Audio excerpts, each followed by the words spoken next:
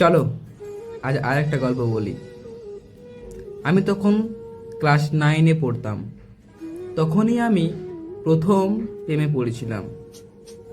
আমাদের প্রথম দেখা হয় বুবাইদার দোকানে। তারপর থেকে প্রত্যেক দিন দেখা হতো। সেই দেখা ধীরে ধীরে গভীর প্রেমে পরিণত হয়। সে থেকে তাকে ছাড়া আর এক মুহূর্ত থাকতে পারতাম না। তাকে কাছে না পেলে মনে হতো জীবনটাই বৃথা। তারপর একদিন তাকে আমার বাড়িতে নিয়ে আসি, অবশ্যই সবার অলক্ষ্যে।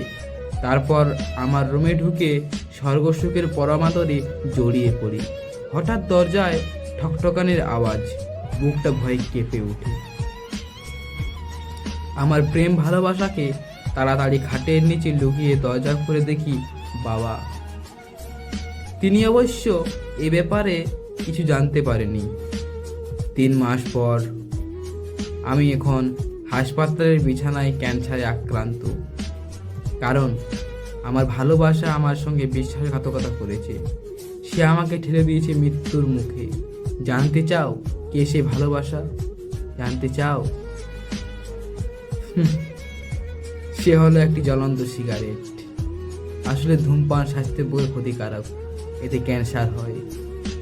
পরের দিন আরেকটা গল্প বলবো।